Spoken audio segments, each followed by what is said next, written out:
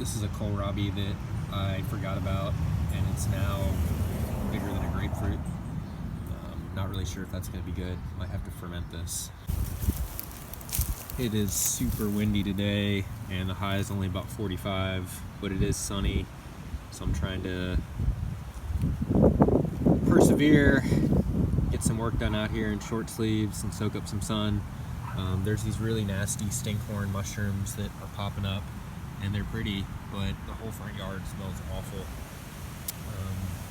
They're a lot bigger than I thought they were going to be, but I mean, the smell is just nauseating, and you can smell it from like almost down the street. But anyway, we'll do a real quick garden tour. This is all going to be the orchard. I think we did a farewell garden tour last week. But yeah, everything's going to be over here now. It's going to be an adjustment because there's a lot more shade over here. And obviously I don't have as much space as I used to have. This area here is a rose bed that also has a loquat in the center. This was all full of like terrible weeds last year. Prickly Sida, Florida Betony, dollarweed, grasses. I tried to get all the weeds out. There's still a little bit of Betony popping back, but I planted a real thick border of rye and clover, and hopefully that will prohibit other things from moving in here. I don't know really how well you can see, but it's a pretty big area, and it's a shame that it's kind of wasted on roses, but for the time being I'm going to leave them. And the rye looks nice.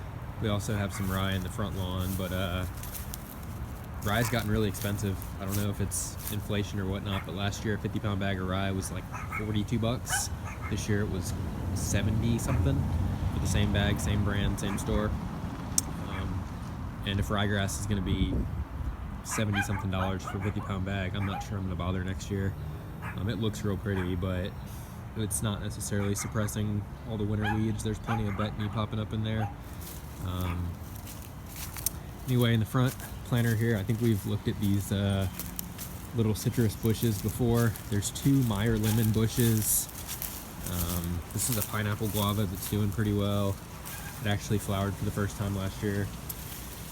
This is a Meyer lemon bush. It needs to be pruned. It's getting a little taller than it needs to be.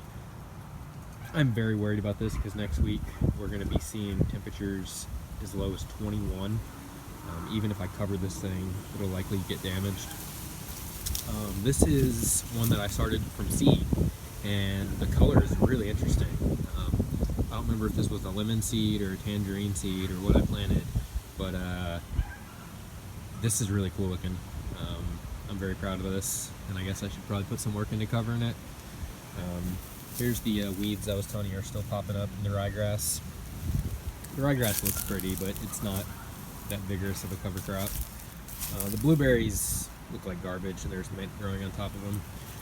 This is another Meyer lemon bush. These took a hit last year when we had a freeze in April, and they didn't make any fruit this year. But 21, like I said, I'm pretty worried. I got a little art project going on here where I planted ryegrass and clover and alternating lines. Looks kind of cool. This tangerine tree here is way too big for me to try to cover it next week. There's a decent chance that if we get down to 21, I'll lose at least half of this tree. It probably wouldn't be enough to kill it down to the roots, but it would kill about half the tree, which would be very unfortunate because I think this thing is going to try to flower and make fruit next year. This is all rye and clover. This was a big weedy mess for years. I put some strawberries in here in this giant clay pot. I'm hoping they establish themselves in the ground. You can see a lot of these are already flowering. Some of my strawberry plants already have berries on them this year, which is insane and unfortunate. Most strawberries are supposed to be June bearing. Every year they've gotten earlier and earlier, and now they seem to be making berries in January. This is a really cool purple kohlrabi. Didn't get very big yet, but it's nice to look at. This is broccoli that got too big and now it's all flowering. Broccoli that's purple kale's been doing great. I guess it's technically dazzling blue kale or whatever, but I've been eating a lot of that. These are broccolis where I already ate the heads, but maybe they'll make side shoots. If not, I'll just eat the leaves like collards. Looks like moles or something have been digging around in this fabric pot. Here's some of the berries I was telling you about in the strawberries already. That's not good. Got quite a lot of fabric pots here. This is probably going to be where I'm going to do peppers and tomatoes in the summer. The backyard's just way too shady for peppers, and the front yard's going to be corn and zucchini. So all the peppers are probably going to go in here. Quite a lot of fabric pots, and some of these are big. Some are like 30-gallon pots. There's a purple cauliflower back here. I know these are getting past their prime, but I don't want to harvest them. I just like to come out and look at them every day. They're so pretty. This is a persimmon tree I've shown y'all before. Looks like there's some spinach hiding back here I didn't know about. There's some baby carrots. Another random collard. Lots of dill. Some green onions. Most of these had carrots planted in them. Haven't really seen any of those pop up yet, but I accidentally let some of them dry out. This is black bamboo I just picked up at the nursery. Just mostly random stuff over here. A leek, some more strawberries, another purple cauliflower, a beet that's now like 2 years old, some farm dogs. Lots of tangerines left on the tree that I can't reach. They're too far from the roof, so I can't get them from the roof. And they're too well into the tree for me to try to climb up there. Can't reach them with the A-frame. Not sure what I'm going to do about that. But, anyway, we're about to go feed the dinosaurs real quick. Hey, dogs. Hey, dogs. Hey, dogs. Look at those dogs. Look at those dogs. They're out here enjoying the sunshine even though it's 40-degree weather. Alright, let's go feed the dinosaurs. This was not supposed to be a raised bed full of ryegrass. I planted like bok choy and some other stuff in here, lettuce I think, and peas, and somehow ryegrass either spilled in here or got blown in here, and it's now the lushest ryegrass I've ever seen in my life. It's growing in a raised bed. I've been trying to fill some of these fabric pots with compost. Some more carrots, some purple mustard and arugula. Tree that's probably going to die next week. Lots of random little salad greens over here. Beet greens, arugula, purple mustard, dill, carrots, green onions, just kind of an assortment of salad. This was supposed to be all spinach. All this mustard volunteered. There must have been seed in some of the compost. It's that incredibly vigorous Carolina broadleaf. Most prolific mustard I've ever seen in my life. Probably. Zinnia! Throw! Don't drink that nasty water. He's drinking water pooled on the greenhouse plastic. It's all full of algae. Hey, that's not your apple. That's for the chickens.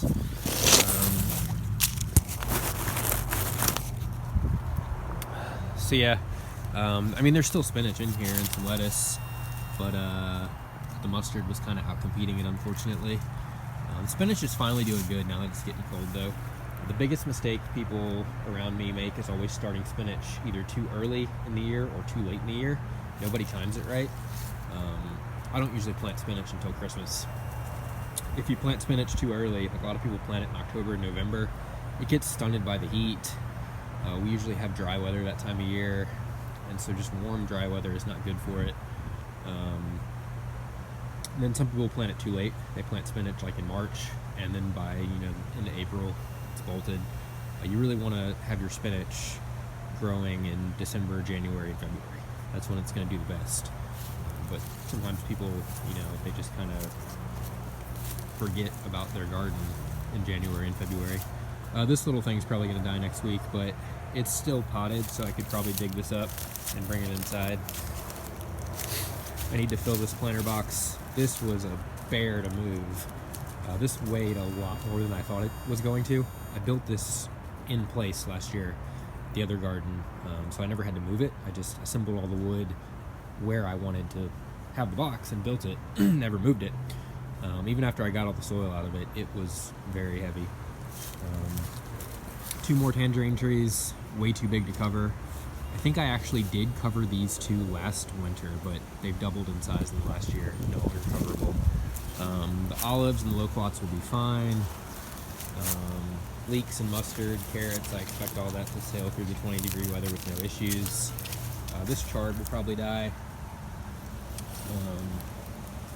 It's odd, beets and chard are the same species, but I feel like beets are a little more cold tolerant. I guess collards and kale and broccoli are the same species, and kale and collards are definitely more cold tolerant than broccoli. Oh, a cool little crab spider. Mostly just arugula over here that's been bolting the flower, but maybe the cold weather will get it back in a vegetative mode. I put some arugula in here with the dinosaurs. They have not laid any eggs since the owl incident. There was an owl that got in the coop and beheaded 2 of them, and that was like before Thanksgiving, I want to say. And they have not laid any eggs since that happened. But no, Zinnia, those are not your chickens. Those are Dad's chickens. They're gonna get a nice head of cabbage and some broccoli and some apples today. I did buy a bunch of expensive layer feed. I got like one that was the Purina name brand, and then one that was just some random high-end organic food with like oregano in it. But now that they're not laying, I'm not sure that I need to keep giving them tons of high-end grain feed. Maybe they'll just eat garden scraps for the next month or 2. But I guess I need to start composting the chicken manure. I'd sort of just been using the hose and like washing it out of the nesting boxes, but then it, piles up on the ground where it doesn't really help because there's not a whole lot of plants around. There's an apple tree over here and some grapevines. I was hoping they would do most of their pooping out here in the daytime under the grapevine and fertilize the grapes, but they seem to just poop at night in the nesting boxes, which is kind of annoying. Don't bark at the chicken. Hey, back in the coop. I had one of them get out about a month ago, and that was a mess trying to get him back in. This apple tree is going to love the 20-degree weather. What else we got going on? Things are still kind of a mess because I'm in the process of getting everything moved. I started making a fire pit the other day and didn't finish. I might make one inside the greenhouse. I know that's a ridiculous idea, but I feel better about it than dragging electric cord and space heaters in there. The figs should be fine in the cold weather. I don't really expect a whole lot of damage from those.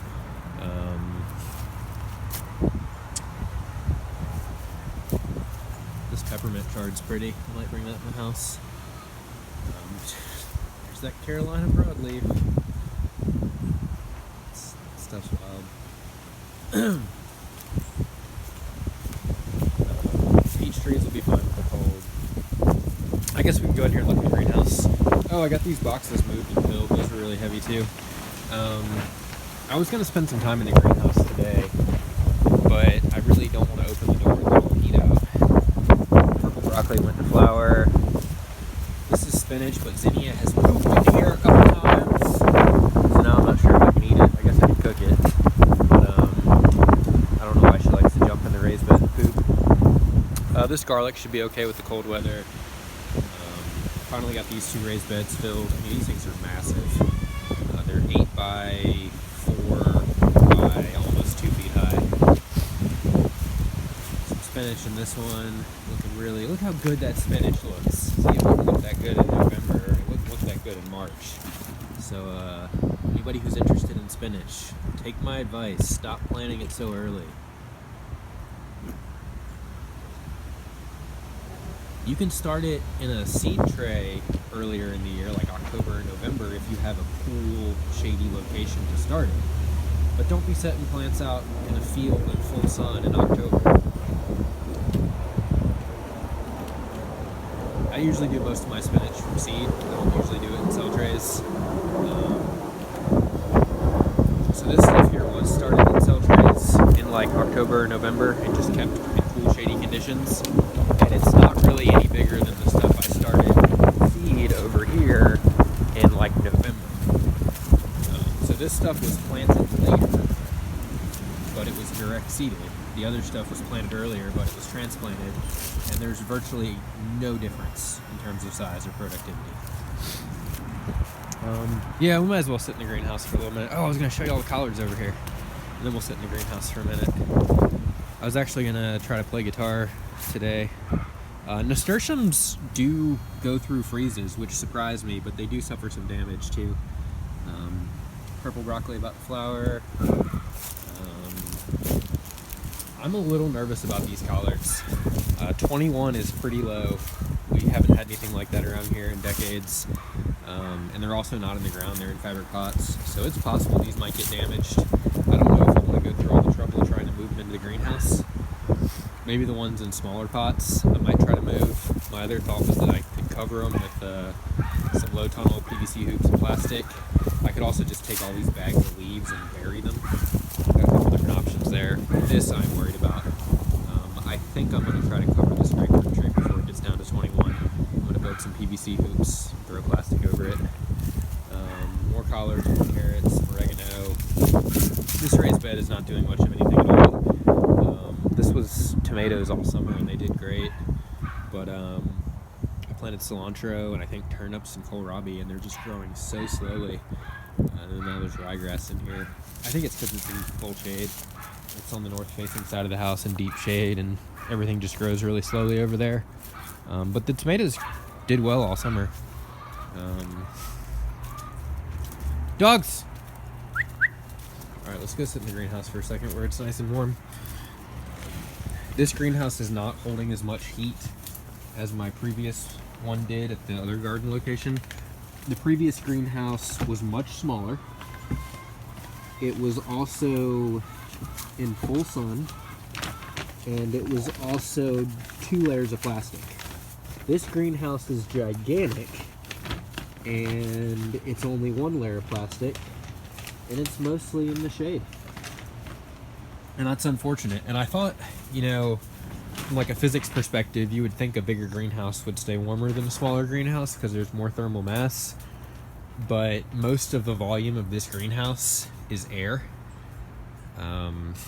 If this were a greenhouse that weren't so tall, if it were just really long and really wide and full of more plants and soil, it probably would stay warmer than a smaller greenhouse. But because it's massive in terms of its height, and there's a lot of airspace, and there's only 1 layer of plastic, and it's in the shade, it just has not been holding temperature. It'll be like 15 degrees, sometimes 20 degrees warmer in here than it is outside if it's very sunny that morning. But by the evening, it doesn't seem to be any warmer in here than it is outside. It is humid, and it'll keep some wind from the plants. But if it's 21 outside, I don't think it's going to be more than 28 or 30 in here. 30 at the most. And so I'm very worried about a lot of this stuff. I think the peppers are going to die. I think the citrus are going to take a small amount of damage. And I guess that's it. But this is mostly peppers and citrus in here. And I expect the peppers to just die. Hopefully the citrus won't be too negatively impacted. But this lemon right here is in full flower. And if it gets down to 30 for more than a couple hours, a lot of those flowers will be damaged and won't set fruit. It smells amazing in here because of that lemon. There are some winter crops in here, some collards and kale. I know it's somewhat foolish to waste greenhouse space with winter crops when they could be outside. They don't really need to be in here. But I was thinking that if you put only tropical, you know, frost-sensitive, warm-loving plants in the greenhouse in the winter, it protects them, but their metabolic rates are still going to be slower because these, you know, things like peppers and citrus, they like 80 and 90 degree weather. And so those aren't growing real fast. Even though they're in here and they're protected from the cold, they're still kind of in a state of semi-dormancy where they're just kind of chilling, not really growing or fruiting. And I thought, you know, if I put some cold weather crops in here like collards and kale, they're going to be highly metabolically active because there were a couple days around Christmas where it was 90 degrees in here. And that's almost too warm for those crops. And so I just thought, you know, maybe if I put cold loving crops in the greenhouse, they will help produce some more heat than if the greenhouse were all just tropical crops, because the winter crops are actively growing. And I don't know, maybe that's just a crazy thought. I feel like from a physics perspective that is accurate. A crop that has a higher metabolic rate is going to output more heat in your greenhouse than a crop that's just dormant, but maybe the difference is so minimal it's not significant. It's hard to say, but anyway, it was a Herculean task trying to get this. I want to say this is a mandarin. It's not a satsuma. I want to say it's a honey murcot mandarin. It's seedless. This thing was expensive. It's also been very slow growing. In the 3 years I've had it, it's only made fruit once, and the fruit ripened so late into the year that it wasn't really useful. I mean, it was like March by the time they were ripe. But it's in like a 50 or 60 gallon fabric pot. Like, look at the size of dog, and then look at the size of the pot here. You can be up there for a second. I mean, that thing was unbelievable trying to move it. Alright, watch out, baby. Zinnia, that's enough. That was just for the picture. You can get down now. Get down, baby. Who broke one of my bell peppers? Which one of y'all was that? Who did that? I bet that was Zorro. Anyway, there's no way I'm going to be able to move this out of the greenhouse and into the house. So, hopefully the plastic's enough to keep it alive. Oh, look at these new shelves I built. So these will hold 8, 10, 20 trays. And I usually do 50 cell trays, so that's, you know, 400 plants. I could also do the 98 cell trays and have close to 800 plants on here. And this doesn't take up that much space in the greenhouse. I can walk under it pretty easily. There's still plants growing under it. So I haven't built shelves in a greenhouse this high before, but I think it's actually a pretty good design. The trays won't stay as warm not being close to the ground, but it'll also be harder for like rats or mice or squirrels or something to get on them. So yeah, let me know in the comments section what you think about this idea, but these are wooden shelves for 10-20 trays, and they are almost 6 feet off the ground. Just built into the frame of the greenhouse here, but I mean, those look nice, don't they? And I only put crossboards every like 4, but I could go back and add more later if I wanted to. This looks like really professional considering I did it with scrap wood. Although I did buy these, and these are not cheap. These are like $2 a piece now, and you only get 4 feet. I think they're actually only 3 feet. No, they're 4 feet. But anyway, yeah, I'm really impressed with myself how these shelves look, and there's plenty of space to build more. I could do a second layer right under this. I could do a second layer above this. I could probably fit 2 more layers above it and have 1,200 plants right here. And that still leaves me room to put a chair in here and tan. I can still walk around and access everything. This looks like it has a disease, doesn't it?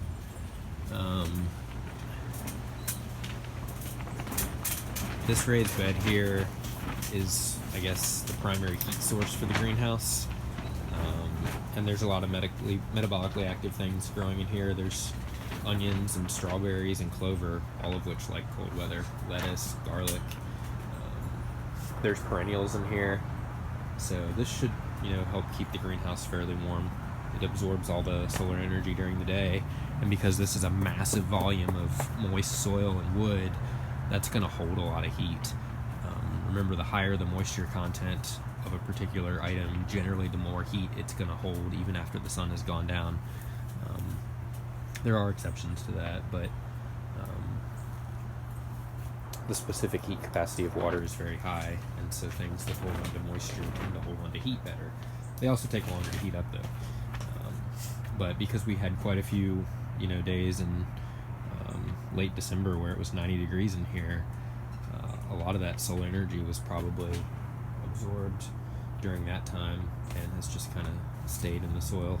This is a pretty big raised bed too, if you think about it. This is an 8 by 4 by almost 3 feet tall. can see the burgundy bells back there. No, those were purple bells that turned red. I think this was the burgundy bell. It's hard to tell by the end stage because the purple ones go from purple to red. Actually, they go from purple to green to red, but then that red gets so dark it almost looks like a burgundy. But this just starts out burgundy and stays burgundy. Or some will start out green and then go to burgundy. These are my purple or burgundy shishitos I was working on. I need to pull seed out of those pretty soon and start those inside. I might dip those in a light peroxide or bleach solution, the seeds, for a few minutes, and then dry them out, stick them in the fridge for a day or two, and then plant them. Yeah, I'm very pleased with how this greenhouse turned out. I did have to make emergency fortifications 2 weeks ago. We had a crazy tropical storm in January, which I've never seen in my entire 30-something years of living. I've never heard of a tropical storm in January. It was very, very strange. It felt more like October. You know, it wasn't hurricane, but it was 60-mile-an-hour winds and a lot of rain and fairly warm. So it was kind of like something you would expect to see on the tail end of hurricane season. I don't know what this mass of eggs is on my citrus tree, but it doesn't look good. Alright, we're going to head out of here, and I think that's enough garden video for today because I have tons of chores to do, and there's only 4 hours of sunlight left. And I also have been dying to play guitar because I haven't done that in months. And I know, like, the guitar stuff is jokey, and most of y'all probably tune in for the farm stuff, but I do enjoy playing guitar, and even though it's kind of a waste of time, I don't know. Trying to find a justification for playing guitar. There really isn't one. At least I play acoustic, so I'm not dependent on amps and effects pedals and electricity, so even after society has collapsed, I can still sit on the porch and pick the guitar a little bit, but at some point strings will become an issue. I'm trying to stockpile strings, guitar strings, so that I can play for a few years post-collapse. But how come y'all didn't like your cabbage? You don't seem very interested in the cabbage. Maybe you're not hungry. Hey, be nice. Be nice. Those are not your chickens. Those are Dad's chickens. Be nice to them. They all had names at one point. When they start laying eggs again, maybe I'll give them names again. Alright, well, I gotta get moving because I'm now cold. It's very, very shady back here, as you can see.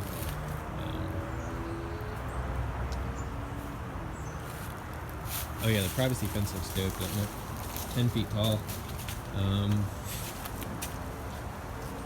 In some regards, putting up a 10-foot tall privacy fence is a lot easier than I expected it to be. Honestly, staining it with water seal felt like much more of a chore than building it. I really underestimated the amount of lumber that it would take to do this, though. I did 3 truckloads, and I don't even have the full fence done yet. But yeah, so there's an old wooden privacy fence that's mostly rotted. There's a layer of chain link and barbed wire, and then there's the new 10-foot wooden fence. So it's a 3-layered system. There's also bamboo back there, so if anybody got over the first layer, they'd be stuck between bamboo and barbed wire. So I think that's pretty secure. I don't know what I'm going to do with this area that's in front of the coop. I've decided the coop is not going to ever be moved, even though I put it on wheels. The weight of it is just obscene. It would probably take 3 people to move it, and even if we managed to push it or pull it a few feet, I think the axles would break. So it's probably just going to stay here. This area in front of the coop, I don't know what I'm going to do with it. There's a little bit of like invasive bamboo growing in here, but otherwise it's just kind of a blank slate. It's deep shade all the time. I could put perennial ryegrass back here. I could also use it as a compost pile. I could put perennial ryegrass back here and use it as a compost pile. I could maybe do an herb garden back here. I could probably even do something like carrots here if I really wanted to, but it's going to be getting a huge influx of nutrients because all the chicken poop builds up right here. So whatever I plant here should probably be something really heavy feeding. And I think a compost pile would be fine because I could throw nothing but brown material in here, like leaves and twigs, and with all the nitrogen coming in from the chicken poop, it would produce really good compost even without me having to add any green material. So I could do that. That's probably the most sensible option, is to just throw all my brown material, all my leaves back here. But it's such a nice little space that I feel like I could also plant something here. So if you have any ideas for what I should do with this space, let me know in the comment section. Again, it's in deep shade and it's getting huge influxes of nutrients from the chicken manure. So I'm not really sure what to plant here. Alright, well, that's enough of this video. Y'all have a good day. Go out and plant something.